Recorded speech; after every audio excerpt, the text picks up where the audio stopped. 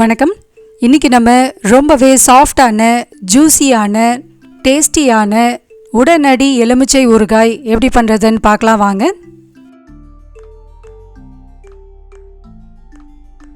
ஊறுகாய் பண்ணுறதுக்கு நான் இப்போது பெரிய சைஸில் ஒரு 15 எலுமிச்சை பழங்களை எடுத்திருக்கேன். இதை தண்ணியில் நல்லா சுத்தம் பண்ணிவிட்டு ஒரு சுத்தமான துணியில் ஈரம் போக நல்லா தொடச்சி எடுத்துக்கலாம். பொதுவாகவே எந்த ஊறுகாய் போடும்போதும் நம்ம கைகளில் நம்ம யூஸ் பண்ண போகிற பாத்திரங்களில் எதுலேயுமே ஈரப்பதம் இருக்கக்கூடாது. அப்போ தான் ஊறுகாய் கெட்டு போகாமல் இருக்கும். அடுத்து இப்போ இட்லி பாத்திரத்தில் 2 கிளாஸ் தண்ணி ஊற்றிட்டு நம்ம தொடச்சி வச்சுருக்க இந்த லெமனை இதில் மேல் தட்டில் அடுக்கிட்டு 15 நிமிஷம் வேக வச்சு எடுத்துக்கலாம். இந்த மெத்தடில் பண்ணும்போது எலுமிச்சை பழங்கள் நல்லா சாஃப்டாக வெந்து வந்துடும். அதே சமயத்தில் வாசனையும் பார்த்திங்கன்னா ரொம்பவே கமகமன்னு இருக்கும். 15 நிமிஷம் ஆயிடுச்சு. எலுமிச்சை பழங்கள் நல்லா வெந்து வந்திருக்கு. இப்போ இதை ஒரு தட்டில் மாற்றிட்டு நல்லா ஆற விட்டு எடுத்துக்கலாம்.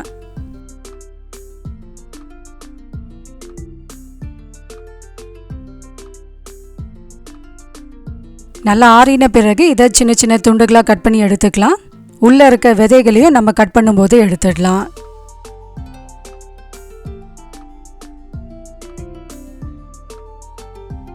அடுத்து இப்போது மிக்ஸி ஜாரில் 3 கைப்பிடி கல்லுப்பை நல்லா தூள் பண்ணி எடுத்துக்கலாம். டைரெக்டாக கல்லுப்பு சேர்க்காமல் இது மாதிரி தூள் பண்ணி சேர்த்தோன்னா ஈஸியாக நல்லா கரைஞ்சி வந்துடும்.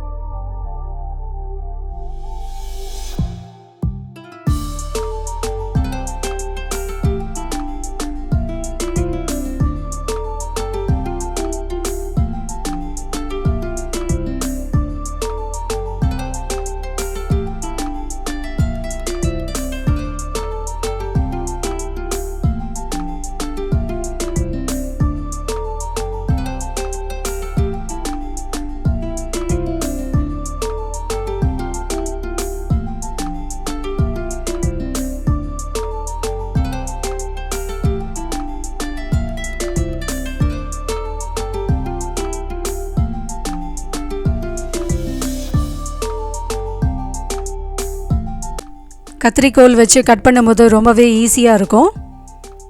வெறும் விதைகளை மட்டும் எடுத்தால் போதும். அதோட சதையும் அதோட ஜூஸும் நம்ம வேஸ்ட் பண்ணக்கூடாது.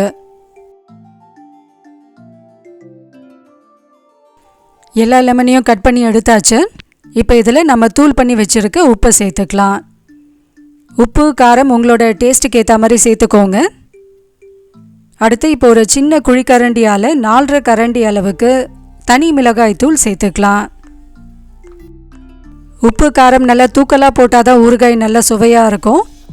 அடுத்து இதில் 1 ஸ்பூன் மஞ்சள் தூளும் சேர்த்துக்கலாம்.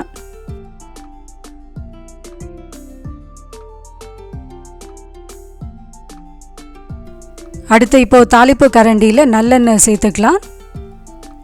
எண்ணெய் நல்லா சூடான பிறகு 1 ஸ்பூன் கடுகு போட்டு நல்லா பொரிய விட்டுட்டு கொஞ்சமாக பெருங்காயத்தூளையும் போட்டு நல்லா பொரிஞ்ச பிறகு நம்ம கலந்து வச்சுருக்க அந்த எலுமிச்சை பழத்தில் இதை சேர்த்து கலரி விட்டுடலாம். இந்த சைஸில் 15 எலுமிச்சை பழத்துக்கு 400 ml நல்லெண்ணெய் சேர்த்தோன்னா சரியான அளவாக இருக்கும். கடைசியாக இதில் 1 ஸ்பூன் வெந்தயத்தூளையும் சேர்த்துட்டு சூடாக இருக்க அந்த எண்ணெயை இதில் ஊற்றி கிளறி விட்டுடலாம்.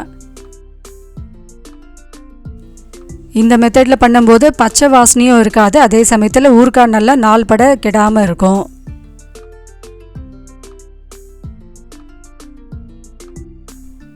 இதே மெத்தடில் நம்ம சொல்லியிருக்க அளவுகளோடு நீங்கள் பண்ணி பாருங்கள். ரொம்பவே டேஸ்டியாகவும் இருக்கும். அதே சமயத்தில் உப்பு காரம் எல்லாமே கரெக்டாக இருக்கும். இதை உடனே நீங்கள் பரிமாறிடலாம். ரொம்பவே டேஸ்டியான இந்த ஊறுகாய் ரெசிபியை கண்டிப்பாக ட்ரை பண்ணி பார்த்துட்டு உங்களோட ஃபீட்பேக்கை நம்ம கூட ஷேர் பண்ணிக்கோங்க. ஊறுகாய் நல்லா ஆறின பிறகு இதை ஒரு பீங்கான் ஜாடியிலையோ இல்லைன்னா ஒரு கண்ணாடி பாட்டில்லையோ மாற்றிட்டு ஸ்டோர் பண்ணி வச்சுக்கோங்க. ஊறுகாய் இப்போவே சாஃப்டாக தான் இருக்குது. இன்னும் கூட ஊற இன்னும் கூட நல்லா சாஃப்டாக ஜூஸியாக மாறிடும். கண்டிப்பாக இந்த ரெசிபி உங்கள் எல்லாருக்குமே பிடிச்சிருக்கோன்னு நினைக்கிறேன். பிடிச்சிருந்தால் லைக் பண்ணுங்கள், ஃப்ரெண்ட்ஸ் கூடயும் ஷேர் பண்ணுங்கள். இன்னும் நம்ம சேனலை நீங்கள் சப்ஸ்கிரைப் பண்ணாமல் இருந்தால் மறக்காமல் சப்ஸ்கிரைப் பண்ணிக்கோங்க. தேங்க்யூ.